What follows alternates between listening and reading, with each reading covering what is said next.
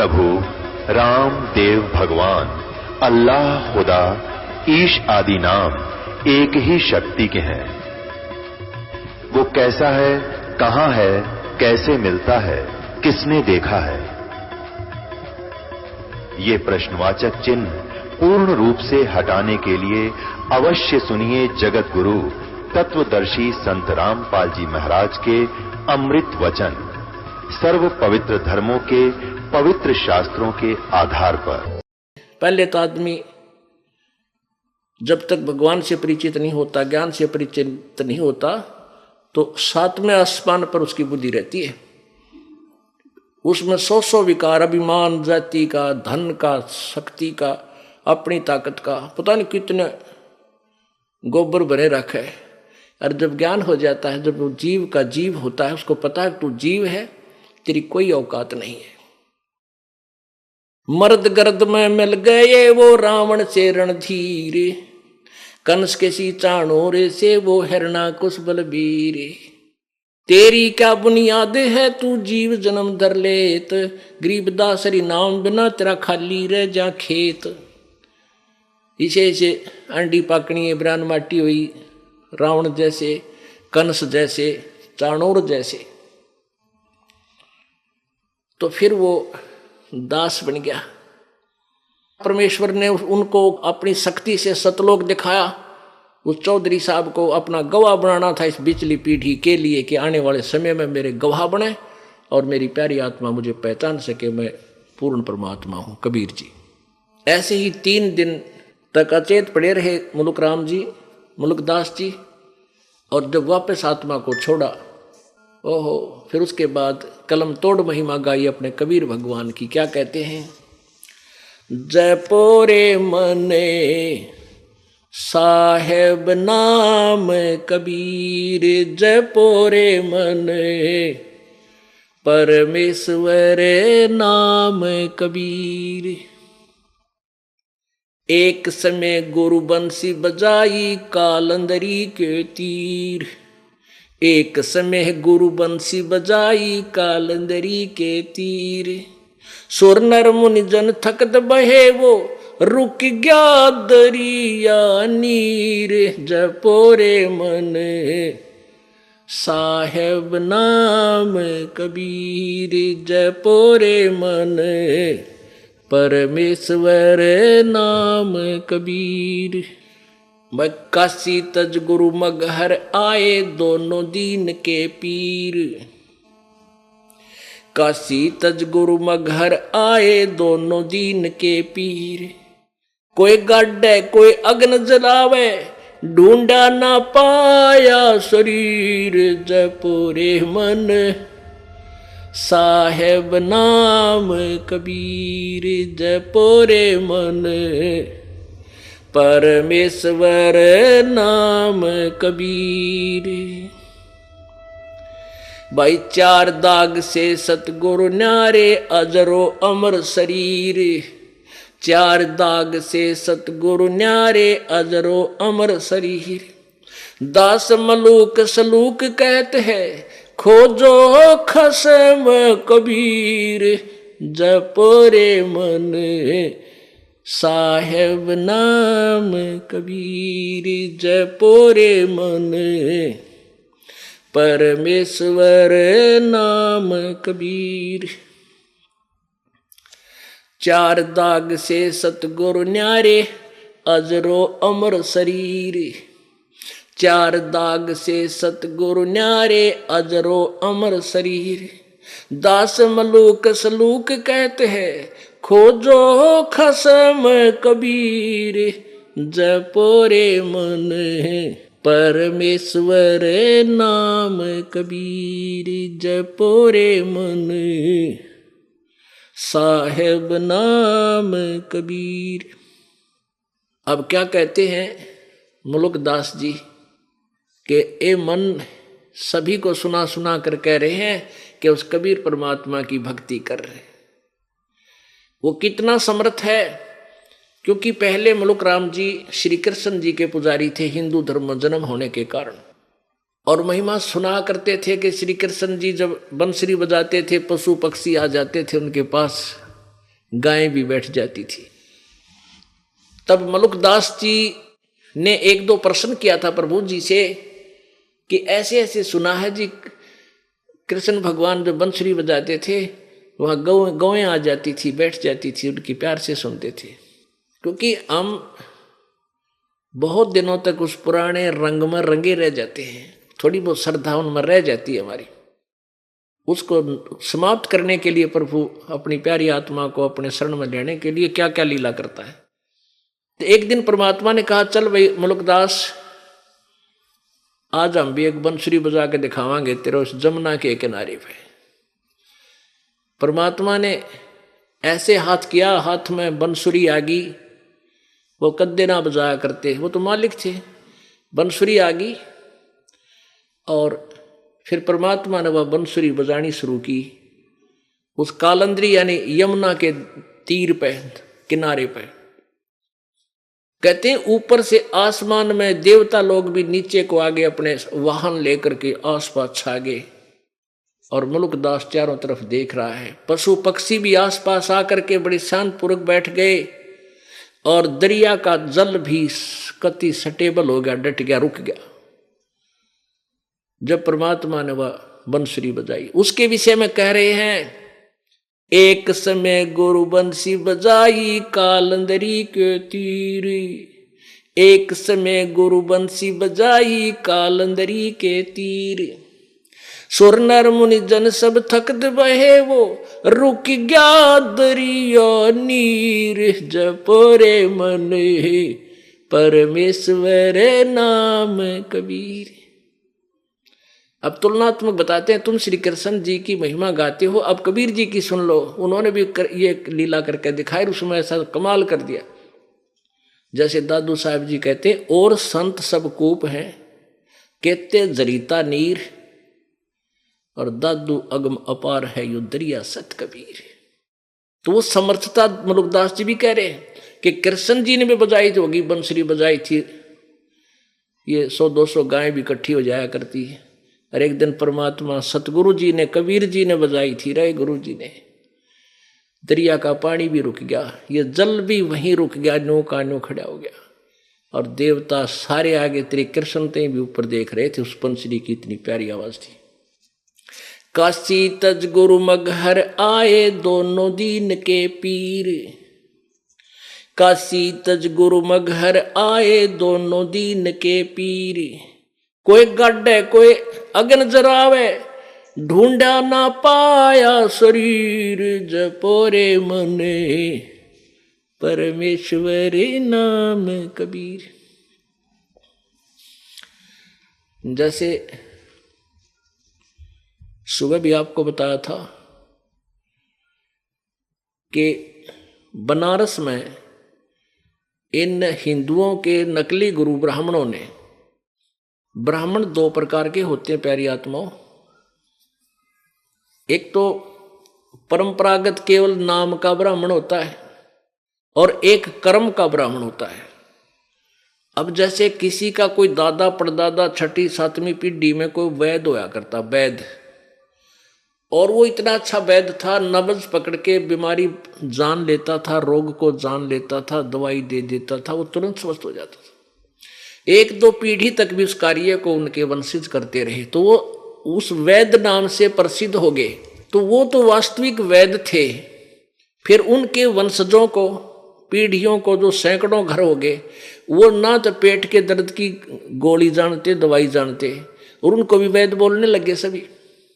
यो रामकृष्ण वैद, कृपाराम वैद, ऐसे। तो वो वैद नाम के वैद हैं वो, क्योंकि परंपरागत उनका एक सरनेम बन गया, उनका एक समूह का नाम बन गया, वैद कहने लगे उनको, लेकिन वो वैद नहीं है। ऐसे ही एक तो ब्राह्मण है जो कर्म करते हैं, यानी दीक्षा दिया करते थे, श्राद्ध श्रुद्ध पर जाकर अपना उलटोटर करते थे। एक ब्राह्मण है जो अपना मजदूरी करते हैं, कोई नौकरी करता है, कोई खेती करता है, कोई दुकान कर रखा है, वह ब्राह्मण जरूर को, वहाँ पर वह ब्राह्मण नहीं है। वो उन ब्राह्मणों की कैटेगरी में नहीं आते हैं जिनके बारे में अब ये कथा सुनाई जा रही है।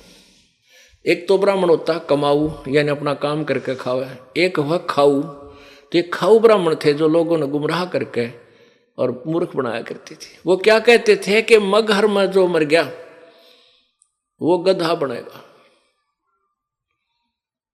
नरक में जाएगा, इसलिए मगर में कोई मत मरियो। और जो काशी में मरेगा वो सीधा स्वर्ग में जाएगा।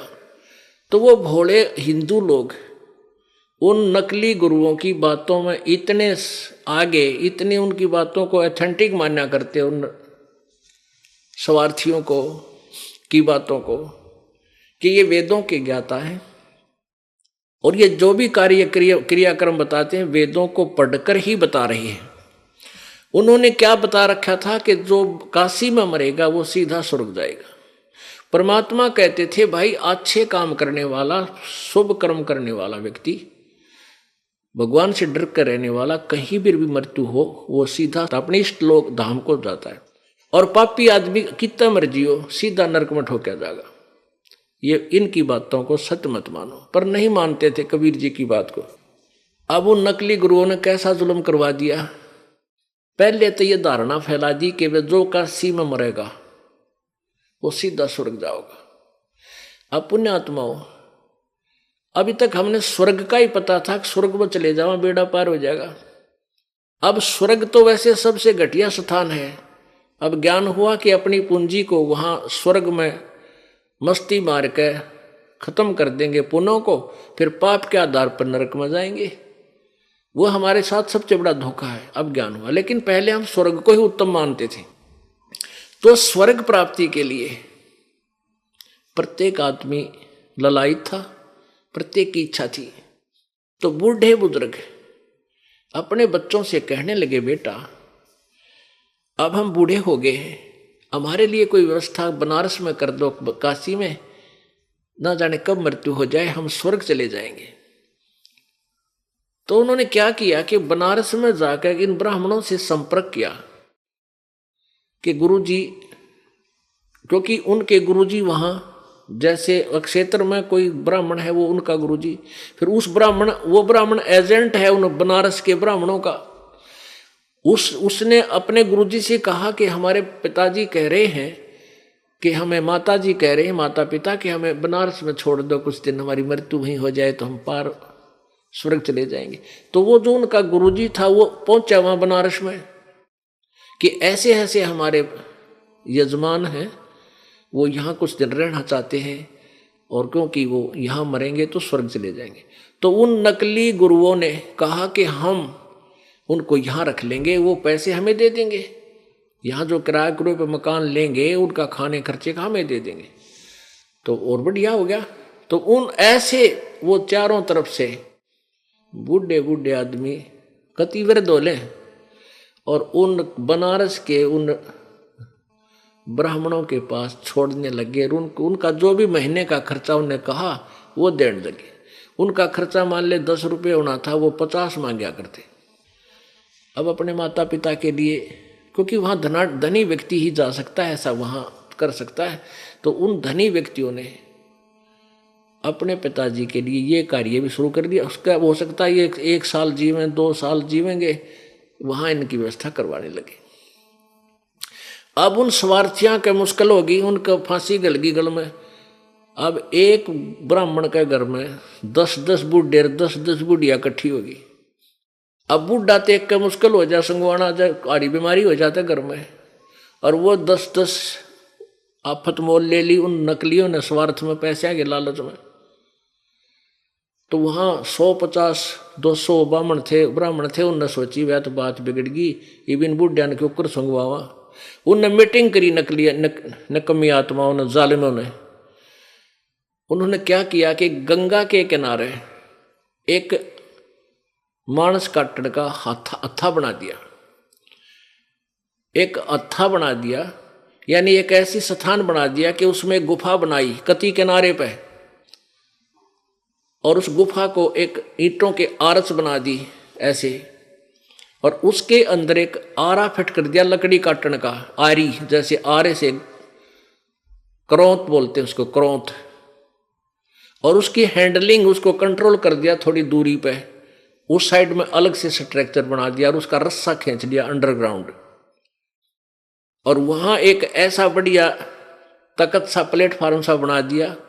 फिर ये अफवाह फैला दी कि भाई जो स्वर्ग जाना चाहता है, भगवान की तरफ से एक क्रोंत आता है, क्रोंत आरा, जो जल्दी स्वर्ग जाना चाहता है वो गर्दन कटवा ले वहां क्रोंत से, और वो सीधा बहुत शीघ्र स्वर्ग चला जाएगा। अब बुढ़ापे में आदमी उठा जाना बैठा जा, कदे खांसी उठा, कदे आंख तो दिखा नहीं कि तब पड़ जा, तो उनने सोची मरना तो आज भी है, बुढ़िया ने सोची, बुजुर्गों ने, मरना कल भी है। अरे देख कितना बढ़िया काम हमारे गुरुजिया ने बता दी, भगवान का आदेश हो गया और ऊपर से परमात्मा की तरफ से क्रोंत आता है। और उसकी फीस रख दी एक्स्ट्रा कि भाई जो 100 रुपये देगा भगवान का, फिर उसके बाद हम वो भगवान को प्रसन्न करने के लिए बहुत क्रियाएं करनी पड़ती है, तब वो क्रोंत आएगा, ऐसा कोई फीस रख दी उसकी। अब उन बुजुर्गों ने सोची मरना तो हमने है ही, यहाँ हम भी दुखी हो रहे हैं, और ये ब्राह्मण लोग, ये गुरु जी से काचा पाका भोजन देते हैं यहाँ पर, वो दुखी होंगे। तो उन्होंने सारी स्कीम बनाकर अपने बच्चे बुला लिए, जो हिम्मत सी करता था उनमें से मरण की, और कहने लगे बेटा हमने मृत्यु तो होना ही है। गुरु जी कह रहे हैं ऊपर एक आरा आता है क्रोध भगवान की तरफ से, वो उसी पर चलता है जिसकी वहाँ चाह होती है, और मरना तो हमने है बेटा, इसकी इतनी फीस लगे, 1 साल में आपकी इतनी खर्चा हो जाएगा, और इतनी फीस ये मांगते, इनको दे दो। अब अपने माता पिता के लिए सभी ये चाहते हैं भाई इनकी इच्छा पूरी हो, और वो भी स्वीकार कर ली। अब वो क्या करें, उस आदमी ने वहाँ लेटा दें उस प्लेटफार्म पे, और वहाँ खड़े होकर आवाज लगावें, हे परमात्मा इस प्यारी आत्मा को स्वीकार करियो। उधर वो कंट्रोलर समझ जाते एक आदेश हो गया, वो घुमा देते, उसने रस्से ने ढीला कर देते, क्रोध सीधा आ जाता नीचे उसका एक रस्सा और बांध रखा था दूर, और फिर उसको एक उधर खींच लेता, वो उधर 2-3 पता था 2-3 बार आंधे हुआ गर्दन कट लेगी, और उसको वहीं गंगा में बहा देते थे। और कई बार क्या होता था, वो उनके वो सारा जो साजबाज सारा कंडेम हो जाता, वो रस्सा अड़ जाता, नहीं वो क्रोंत आता, तो उसको उठा लेते, भाई अब तेरा नंबर नहीं आया, फिर आओगा, अब तू चाल, तो और पक्की हो जाती है तेरा गजब, तो भगवान ने की तरफ से आवे, क्यों बोले आत्मा थी, विश्वास करते थे मालिक पे। अब ऐसा जुल्म भी इन नकली गुरुओं ने स्वार्थवश हमारे साथ कर दिया, वो कसाई का काम भी करने लगे, और हमने वो भी स्वीकार कर लिया परमात्मा पाने के लिए। तब परमात्मा ने उनका अंधेरा हटाने के लिए कहा था कि ये जालिम लोग हैं, ये क्रोध भगवान की तरफ से नहीं आता, इनके स्वार्थ की तरफ से आता है। लेकिन हम इतने अपने गुरुओं पे इतने अंधविश्वासी थे कि हम कबीर जी के शत्रु हो गए। उनके कहने थे कि ये झूठा है, कपटी है, ये कबीर ब्रह्मा विष्णु महेश जी को बुरा कहता है, ये देवताओं का, हमारे हिंदू धर्म का शत्रु है। तो परमात्मा कहते हैं कहूँ सच्ची ये मानना झूठी। परमात्मा क्या कहते थे, निरंजन धन तेरा दरबार, निरंजन धन तेरा दरबार, जहाँ पर तनिक न न्याय विचार। निरंजन धन तेरा दरबार, जहाँ पर तनिक न न्याय विचार। भाई वैश्या उड है मुल मुल खासा, गल मोतियों के आर। वैश्या उड है मुल मुल खासा, गल मोतियों के आर। पति भर्ता को मिले न खादी, वो सूखा नरस आहार। निरंजन धन तेरा दरबार, निरंजन धन तेरा दरबार, जहाँ पर तनिक न न्याय विचार। भाई पाखंडी की पूजा जग में, संत को कहे लबाड़। पाखंडी की पूजा जग में, संत को कहे लबाड़। अज्ञानी को परम विवेकी, ज्ञानी को मूड गंवार। निरंजन धन तेरा दरबार निरंजन, धन तेरा दरबार जहां पर तनिक न न्याय विचार। कह कबीर सुनो भई साधो, या सब उल्टा व्यवहार। कह कबीर सुनो भई साधो, सब उल्टा व्यवहार। सच्चों को तो यो झूठा बतावे, इन झूठों का एतबार निरंजन, धन तेरा दरबार निरंजन, धन तेरा दरबार जहां पर तनिक न न्याय विचार। कह कबीर सुनो भई साधो, सब उल्टा व्यवहार। कह कबीर सुनो भई साधो, सब उल्टा व्यवहार।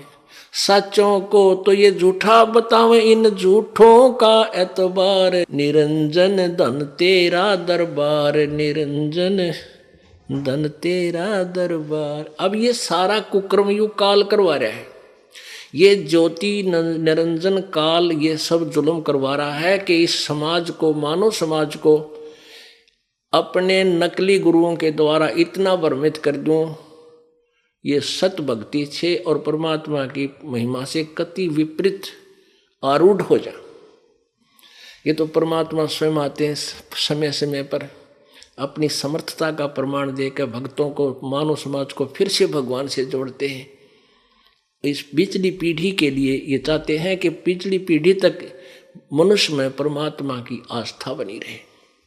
नहीं तो ये काल चाहता है ये नास्तिक हो जाएं, ऐसी साधना करवा दें इनसे नकली लोग संत कि इनसे कोई भगवान से कोई लाभ ना हो, और ये सब कहने लग जाएं कि परमात्मा कहीं नहीं है, झूठ बोलते हैं।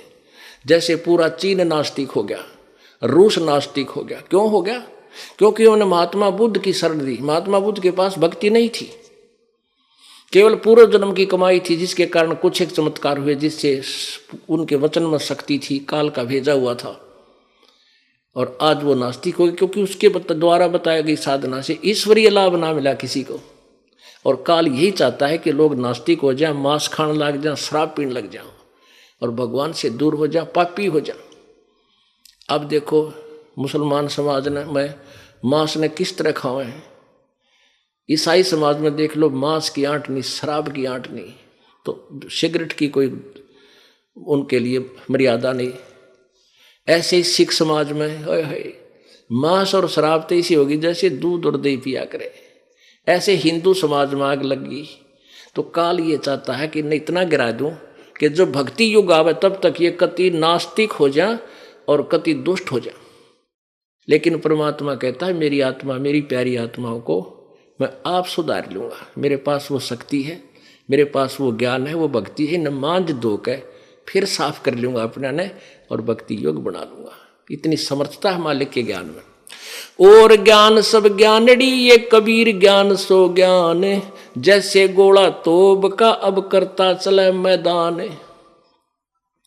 अब परमात्मा का ज्ञान इतना जबरदस्त है, ऐसा अटैक करेगा अज्ञान के ऊपर, ऐसा आक्रमण करेगा जैसे तोब का गोला सब किले और मकान ढा के कति मैदान बना देता है। तो पुण्यात्माओं, परमात्मा ने कहा भी मैं मगर में शरीर छोड़ूंगा और तुम देख लियो मैं कहाँ जाऊंगा। तो परमात्मा ने वहाँ मगर में जाके, जहाँ मरने से ये ब्राह्मण लोग कहते थे वहाँ गधा बनता है, नरक में जाता है। तो परमात्मा ने कहा भी मैं सच्ची भक्ति करता हूँ, पूर्ण परमात्मा की करता हूँ और तुम्हारे इन भगवानों की नहीं करता हूँ। और आप देखना मैं मगर मरूंगा और वहाँ देखना कहाँ जाता हूँ। तो उस समय कबीर परमेश्वर जी के वीरदेव सिंह बघेल काशी का राजा और बिजली खां पठान मगर का नवाब दोनों शेष हो चुके थे। तो परमात्मा ने मगर में जाकर मरने की यानी शरीर छोड़ने का ऐलान कर दिया।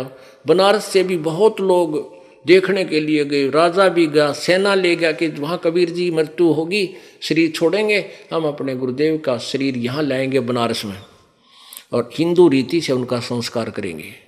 और यदि वो मुसलमान नहीं देंगे हमारे को बिजली खान पठान तो युद्ध करके लाएंगे। सेना भी साथ ले गए। ऐसे ही बिजली खां पठान और वहाँ के मुसलमानों ने ठान ली कि जब गुरुदेव शरीर छोड़ेंगे तो हम हिंदुओं को इनका शरीर नहीं देंगे, हम अपने मुसलमान रीति से इनका अंतिम संस्कार करेंगे। इस कारण से दोनों सेना आमने सामने खड़ी होगी। परमात्मा ने पूछा भी ये क्यों सेना किस लिए लाए हो? तब कुछ मुसलमान और कुछ हिंदू आगे आए, कहने लगे गुरुदेव आपके शरीर को हम मुसलमान रीति से अंतिम संस्कार करेंगे।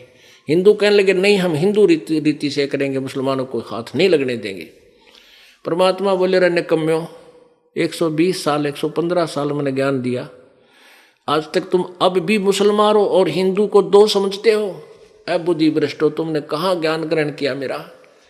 हिंदू और मुसलमान दो नहीं भाई, तुम तो नालायक आदमी हो। खबरदार जो आपस में झगड़ा किया मेरे शरीर के कारण, क्यों मेरे को दोष मत लगाना, आपस में कत्लेआम करके, खबरदार ऐसा गलती की तूने।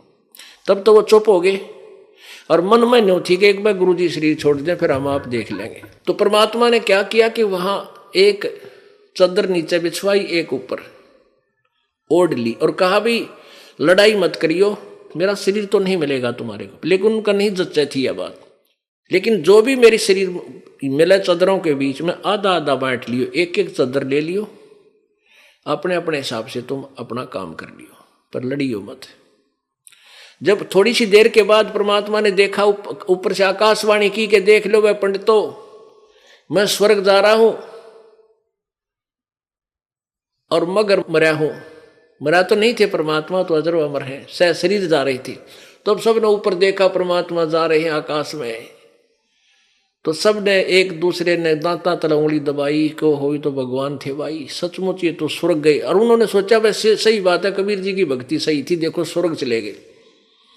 अपने आत्माओं कहाँ तो वहां कत्लेआम होना था, हिंदू और मुसलमान का इतना जबरदस्त युद्ध होना था जैसे महाभारत हुआ था।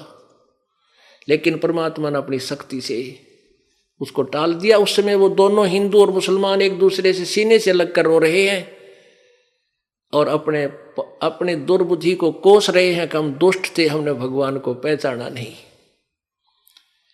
हमने उनकी अंतिम समय में भी आत्मा दुखा दी, हम लड़ने को तैयार हो गए, हम पापी थे। उन्होंने आपस में सलाह करके एक चादर हिंदुओं ने ले ली, एक मुसलमानों ने। आधे फूल जो सुगंधित फूल मिले थे परमात्मा के शरीर के समान सुगंधित फूल मिले थे, शरीर नहीं था वो तो चले गए सह शरीर। आधे फूल हिंदुओं ने ले लिए, आधे मुसलमानों ने। वहीं साथ साथ दोनों ने, उन्होंने हिंदू रीति से संस्कार कर दिया, वहाँ एक कब्र बना रखी है मुसलमानों ने, और हिंदुओं ने वहाँ एक नीचे ऐसे यादगार बना दी है, नीचे गड्ढा खोद कर वहाँ दाब रखे फूल। और दोनों साथ साथ यादगार बड़ी हैं। ये दास सैकड़ों भक्तों के साथ वहाँ देख कर आए हैं और पूरा वो मगर नगर आज भी गवाही देता है कि ऐसा ही हुआ था। तो इसके बारे में मुल्कदास जी कहते हैं, काशी तज गुरु मगहर आए दोनों दीन के पीरी, जयपोरे बने परमेश्वर नाम कबीर। काशी तज गुरु मगहर आए दोनों दीन के पीर, काशी तज गुरु मगहर आए दोनों दीन के पीर। कोई गाड्डे कोई अग्न जरावे, ढूंढा ना पाया शरीर, जपोरे मन परमेश्वर नाम कबीर। चार दाग से सतगुरु न्यारे वो अजरो अमर शरीर। अब क्या बताते हैं कि परमात्मा कबीर जी चार दाग में नहीं आते। जैसे चार प्रकार से अंतिम संस्कार करते हैं मृत शरीर का। हिंदू कुछ तो अग्नि में जलाते हैं, सभा अंतिम संस्कार अग्नि में जला देते हैं, और कुछ कब्र बना देते हैं, जमीन में गाड़ देते हैं, दूसरा दाग। और तीसरा दाग जल प्रवाह कर देते हैं, दरिया में बहा देते हैं, पशु पक्षी खाकर, जीव जंतु खाकर इसकी लाश को, इसके मांस को आशीष देंगे, इसको पुण्य लगेगा।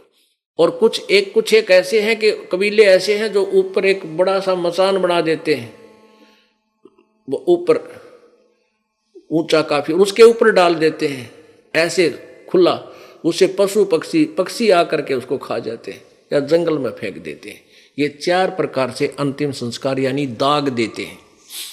चार दाग से सतगुरु न्यारा वो अजरो अमर शरीर। परमात्मा कबीर जी का शरीर कोई से दाग में भी नहीं आया, अजर अमर थे मालिक का शरीर।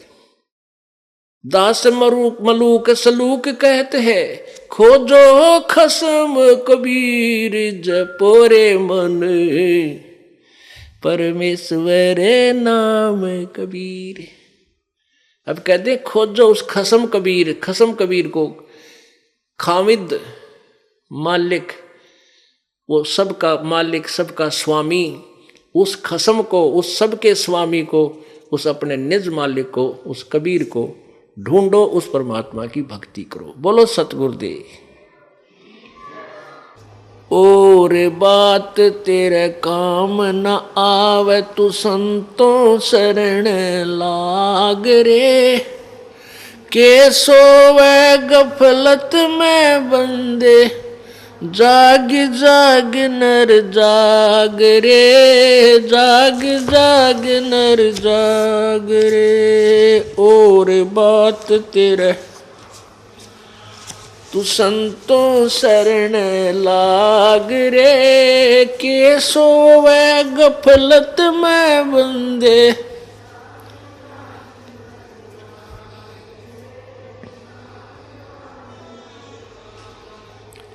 भाई उठ सवेरे ओ काबर लिया, के जाग्या नर भाग रे, उठ सवेरे हुक्का भर लिया, के जाग्या नर भाग रे, राम रट्या ना कोई सुकर्म कीन्या, ये फूटे तेरे बाग रे, फूटे तेरे बाग रे। और बात तेरे काम न आवे, संतों शरण लाग रे, के सोवे गफलत में बंदे, जाग जाग नर जाग रे। भाई तन सरायम जीव मुसाफिर, करता रहे दिमाग रे, तन सरायम जीव मुसाफिर, करता रहे दिमाग रे, रात बसेरा कर ले डेरा, चले सवेरा त्याग रे, चले सवेरा त्याग रे। और बात तेरे तू संतों शरण लाग रे, के सोवे गफलत में बंदे, जाग जाग नर जाग रे। उमदा चोला बना अनमोला, लगे दाग पे दाग रे, उमदा चोला बना अनमोला, लगे दाग पे दाग रे। दो दिन की गुजरान जगत में, क्यों जड़े बिरानी आग रे, जड़े बिरानी आग रे। और बात तेरे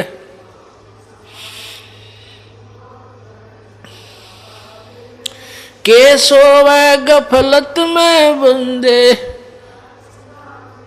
जाग रे, जाग जाग नर जाग रे। कुबद का चढ़ी चढ़री चित पे, तू होया मनुष्य से नाग रे। कुबद का चढ़ी चढ़री चित पे, होया मनुष्य ते नाग रे।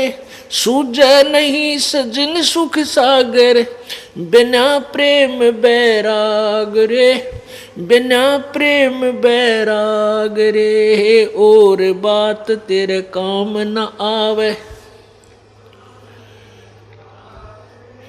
के सोवा गफलत में बंदे, जाग जाग नर जाग रे। भाई हर सुमरे सो हंस कवावे, कामी करो दी काग रे। हर सुमरे सो हंस कहावे, कामी करो दी काग रे। भौरा ना भर में विष के बन में, चल बेगमपुर बाग रे, चल बेगमपुर बाग रे। और बात तेरे संतों शरण लाग रे, के सोवे गफलत में बंदे, जाग जाग नर जाग रे। भाई शब्द सैन सतगुरु की पछाणी, पाया अटल सुहाग रे। शब्द सैन सतगुरु की पछाणी, पाया अटल सुहाग रे।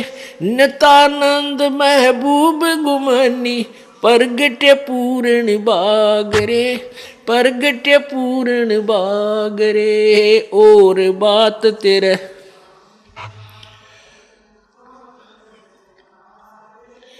के सोवे गफलत में बंदे, जाग जाग नर जाग रे, जाग जाग नर जाग रे।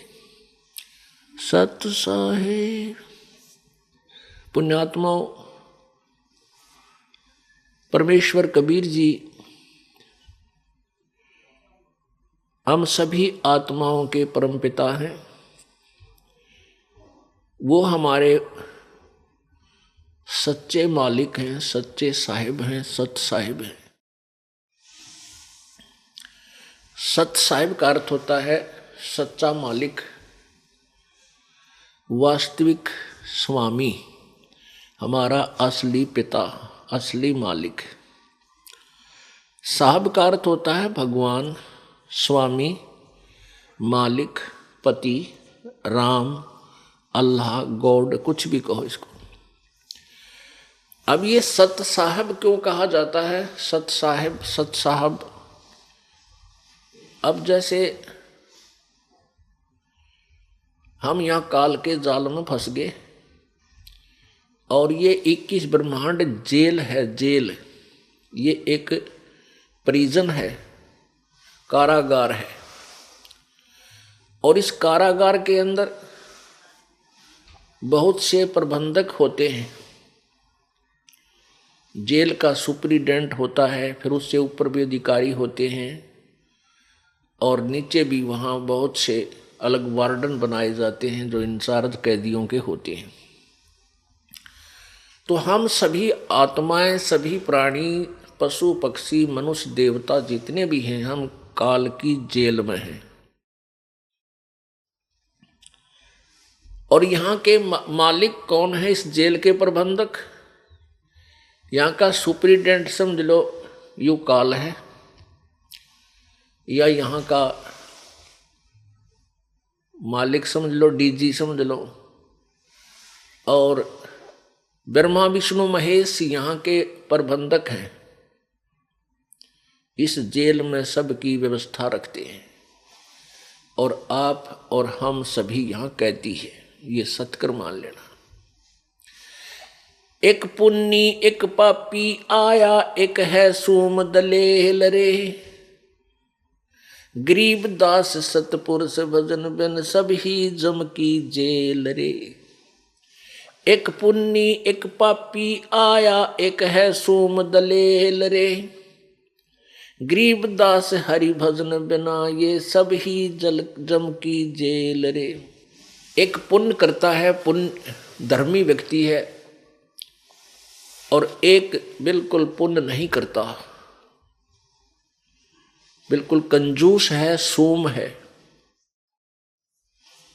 अब ये पुण्य करने वाला कहाँ जाएगा? स्वर्ग जाएगा।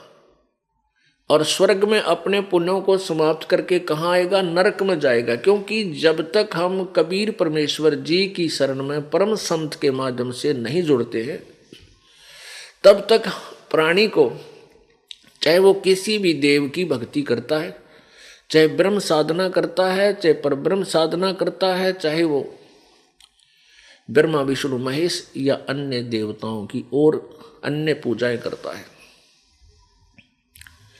उसको वर्क डन मिलेगा। जैसा किया वैसा फल उसको भोगना होगा। पुण्यों का अलग अकाउंट होगा और पाप का अलग होगा। तो पुण्य स्वर्ग में और पाप नरक में। फिर कुछ मिले जुले ऐसे संस्कार निर्धारित किए हैं जो 84 लाख प्रकार के प्राणियों की, पशु पक्षी, जीव जंतु, जल के जंतु, इन सभी की योनियों में भी आपने भोगना पड़ेगा। एक पुण्य करने वाला, एक पापी, और एक है सूम दलेल रे, एक कति कंजूस है, दान पुण्य करता नहीं। तो ये सभी कहते हैं काल की ही जेल में है। वो पुण्य करने वाला भी स्वर्ग में पहुंच गया, वहां पुण्य खत्म होते नरक के बाद 84 लाख योनियों की इस कोल्लू के चक्कर में गिर जाएगा।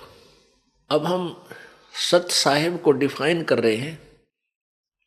सच्चे मालिक सत साहब की परिभाषा बता रहे हैं आपको। अब सत साहिब क्यों कहना पड़ा? क्योंकि सच्चा मालिक हमारा वास्तविक जो हमारा धनी है, हमारा स्वामी है, जिसके हम बच्चे हैं, वो कबीर देव है। कबीर साहब, देव कहो साहब कहो, राम कहो, अल्लाह कहो, गॉड कहो, ये सभी भाषा भिन्न और उपमात्मक परमात्मा के नाम हैं। अब जैसे एक तहसीलदार साहब, फिर एसडीएम साहब, फिर डिप्टी कमिश्नर साहब, मंत्री साहब एक प्रांत में, और मुख्यमंत्री साहब, फिर प्रधानमंत्री साहब और राष्ट्रपति साहब, ये सभी साहब हैं। इसी प्रकार हमने प्रभु को समझना है, प्रभु की परिभाषा समझनी है। अब एक ब्रह्मांड में केवल 3 लोक के ऊपर रजगुण ब्रह्मा जी, सतगुण विष्णु जी, तमगुण शिव जी एक एक विभागीय मंत्री हैं। एक ब्रह्मांड को समझो एक प्रांत है, और हम इसमें बंद हैं। हमारे प्रबंधक हैं ये तीनों मंत्री। ये क्यों हमें यहां रोके हुए हैं? क्योंकि हमने एक गलती की थी सतलोक में। उस गलती के कारण हम आज तक दंड भोग रहे हैं। वो दंड तो ये उसका इतना बड़ा पैमाना हो गया हमारे लिए, इतना बड़ा दंड बन गया कि 84 लाख योनियां भी उसी कारण से आज हम भोग रहे हैं। क्योंकि हम अपने पिता को भूलकर उस सच्चे मालिक को, सच्चे साहब को, सत साहब को भूल गए। इस झूठे नकली साहब के ऊपर हम आकर्षित हो गए। कौन? किसके ऊपर? इस ब्रह्म ज्योति निरंजन के ऊपर। और इसके साथ हम यहाँ काल के इसके लोक में आ गए। इसको श्राप लगा हुआ है 1 लाख मनुष्य शरीरधारी प्राणियों के शरीर से जो सूक्ष्म शरीर निकलता है, उस सूक्ष्म शरीर को तपतशिला पर भूनता है। एक तपतशिला है, अपने आप प्रज्वलित रहती है वो, जैसे तवा होता है, तई चूल्हे की तवा, ऐसे वो अपने आप गर्म रहता है ऑटोमेटिकली। उसके ऊपर 1 लाख मानव शरीरधारी प्राणियों के सूक्ष्म शरीर सहित उनको वहां डाल दिया जाता है। और उन्होंने अपने जीवन में, अब देखो, आप देखते हो इंसान बुराई को तुरंत स्वीकार कर लेता है। शराब पीना, मांस खाना, उलां सूंघना, भांग पीना, तम्बाकू, जो किसी तरीके से टेक्निक ढूंढ ली, हुक्का बनाया, फिर पानी डाला और गुरुड़ फिर तम्बाकू कुटे से बुरी तरह उसको गधे भी ना खां तम्बाकू ने, उसने मानस खाने लगे, खावे मनुष्य और पीवे, और शराब, ये सभी, और फिर खट्टे मीठे टेस्ट आहार के लिए, ये सारे मन करवाता है। और मन है ये काल का एजेंट। काल ने अपना एजेंट छोड़ रखा आत्मा के साथ, आत्मा इसके अधीन कर दी इसने। अब ये सारे उल्टे काम में राजी रहेगा, नाचने गाने भुंडे कुकर्म करना, और आत्मा को ये पसंद नहीं, लेकिन ये इसका विवश होगी, इसने इसको अंधा कर दिया, अज्ञानी बना लिया अपने जैसा, जिस कारण से ये ऐसे टेस्ट करवाता है, शराब तम्बाकू मांस खिलाता है। और फिर ऐसे जो आहार सारा जीवन जो करता है प्राणी मनुष्य, उसकी कुछ अंश सूक्ष्म शरीर के अंदर समा जाता है, शराब का भी, मांस का भी, और ये खट्टे मीठे टेस्ट का भी, और तंबाकू भांग आदि का। फिर उन सब को इकट्ठा डालता है, उन शरीरों को जिन्होंने मांस आदि खाए हैं या ना खाए हैं, सबको इकट्ठा डाल देता तपतशिला में। फिर सूक्ष्म शरीर में ये प्राणी मरता नहीं, लेकिन पीड़ा इतनी होती है, तौबा बोल जाता वहां तक तपतशिला। बहुत बुरी तरह चिल्ला चिल्ला के ये बेहोश हो जाता है। और फिर इतना गर्म किया जाता है, उसके मनुष्य के सूक्ष्म शरीर के अंदर से वो गंध निकालता है जो आजीवन उसने ग्रहण किया है। जिन्होंने थोड़े पाप करे, थोड़े व्यसन किए हैं, तंबाकू शराब या नहीं किए हैं, तो वो उनको कम पीड़ा होती है। ऑटोमेटिक सिस्टम है वहाँ पर, वो शीघ्र वहाँ से उछल जाते हैं। और जिनके अंदर ज़्यादा माल है उनको बहुत देर तक तड़पाता है, बहुत बिल्कुल फाइनल करता है, वहाँ उस गंध ने निकालता है। वो सबसे ज़्यादा कष्ट वहाँ उनको और होता है जो व्यसन करते हैं। और उनसे निकले हुए उस गंध को ये ज्योति निरंजन खाता है, ये काल ब्रह्म खाता है। उसके लिए, अपने स्वार्थ के लिए इसने अपने पुत्रों को भी गुमराह किया हुआ, ब्रह्मा विष्णु महेश को भी। इनको भी नहीं मालूम तुम्हारा पिता कौन है, निराकार है, साकार है। इनको भी धोखा दे रखे है, ये सत्कर मान लेना आप पुण्यात्मा। इनको खुद ये नहीं मालूम भगवान, किस भगवान की भक्ति करनी चाहिए।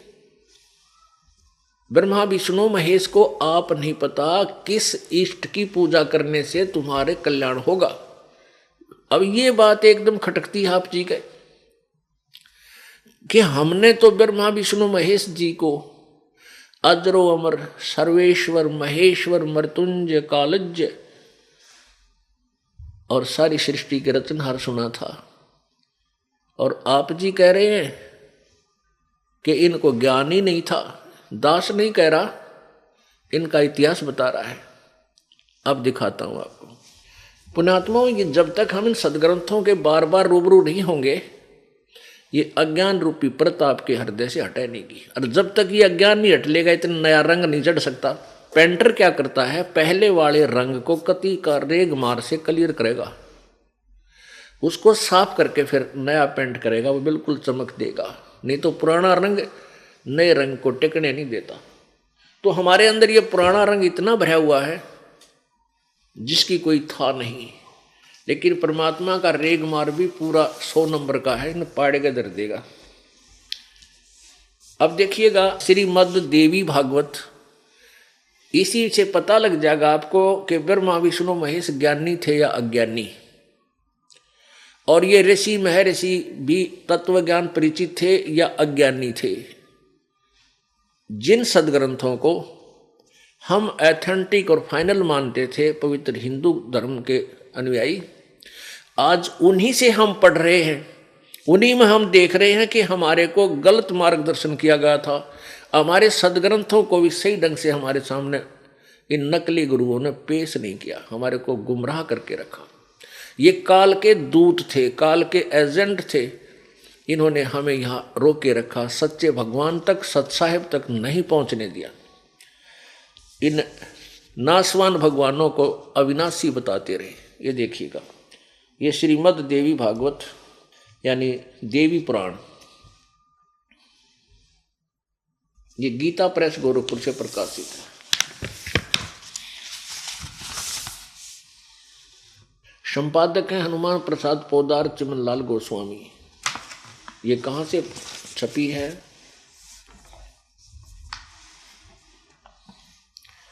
प्रकाशक में मुद्रक हैं गीता प्रेस गोरखपुर, गोविंद भवन कार्यालय कोलकाता का संस्थान। अब यहां से देखते हैं प्रश्न नंबर 28 से आपको पढ़कर सुनाते हैं। ये देखिएगा प्रश्न नंबर 28, इस पे क्या विवरण दिया है। नारद जी ने कहा, महाभाग व्यास जी तुम इस विषय में जो पूछ रहे हो ठीक यही प्रश्न मेरे पिताजी ने यानी ब्रह्मा जी ने भगवान श्री हरि यानी विष्णु जी से किया था। देवाधिदेव भगवान जगत के स्वामी हैं, लक्ष्मी जी उनकी सेवा में उपस्थित रहती हैं। 4 भुजाएं हैं, वक्ष स्थल पर श्री वत्स का चिन्ह चमकता रहता है। वे चराचर जगत के आश्रय दाता है, जगत गुरु एवं देवताओं के भी देवता हैं। अब नारद कह रहा है व्यास को कि विष्णु सब कुछ है, सर्वे सर्व जगत का स्वामी है, सबका, देवताओं का भी देवता है। ऐसे जगत प्रभु भगवान श्री हरि यानी विष्णु जी महान तप कर रहे थे उनकी समाधि लगी थी। यह देखकर मेरे पिता ब्रह्मा जी को बड़ा आश्चर्य हुआ।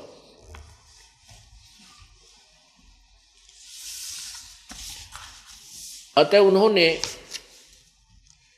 उनसे यानी विष्णु जी से जानने की इच्छा प्रकट की। ब्रह्मा जी ने पूछा प्रभु, आप देवताओं के अध्यक्ष, जगत के स्वामी और भूत भविष्य एवं वर्तमान सभी जीवों के एकमात्र शासक हैं। भगवान, फिर आप क्यों तपस्या कर रहे हैं और किस देवता यानी किस भगवान की आराधना में ध्यान मग्न हैं? मुझे असीम आश्चर्य तो ये हो रहा है कि आप देवेश्वर यानी सब देवों के मालिक एवं सारे संसार के शासक यानी कुल मालिक होते हुए भी समाधि लगाए बैठे हैं। अब ब्रह्मा जी के विनीत वचन सुनकर भगवान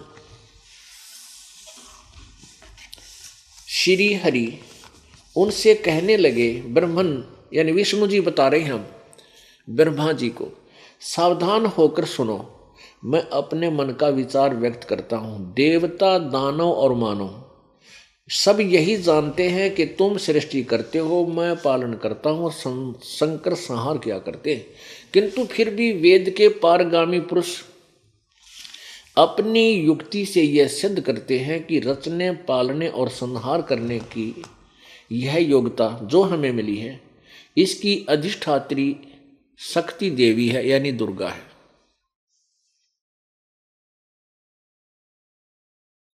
ब्रह्मा जी, हम सभी शक्ति के सारे ही अपने कार्य में सदा सफल होते आए हैं।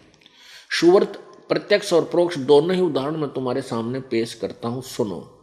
यह निश्चित है कि उस शक्ति के अधीन होकर ही मैं इस शेष नाग की सैया पर सोता और सृष्टि करने का अवसर आते ही जाग जाता हूं।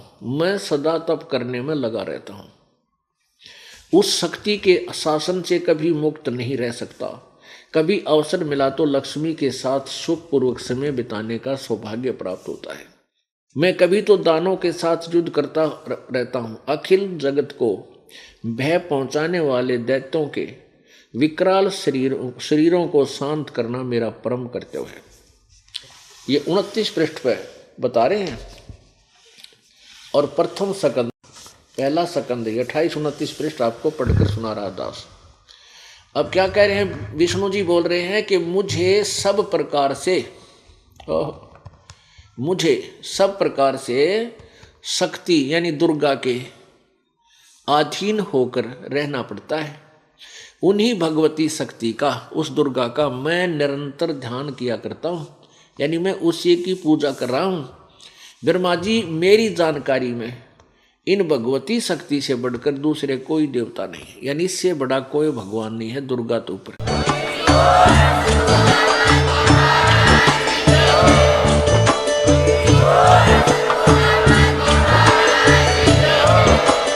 आप सुन रहे थे जगत गुरु तत्वदर्शी संत रामपाल जी महाराज जी के मंगल प्रवचन। अधिक जानकारी के लिए विजिट कीजिए हमारी वेबसाइट www.jagatgururampalji.org। संत रामपाल जी महाराज जी के शुभ आशीर्वाद से पूरे विश्व भर में 500 से भी ज्यादा नाम दीक्षा केंद्र हैं, जिन पर संत रामपाल जी महाराज जी द्वारा ऑनलाइन निःशुल्क नाम दीक्षा दी जा रही है। अपने नजदीकी नाम दीक्षा केंद्र का पता करने के लिए संपर्क करें 8222880541।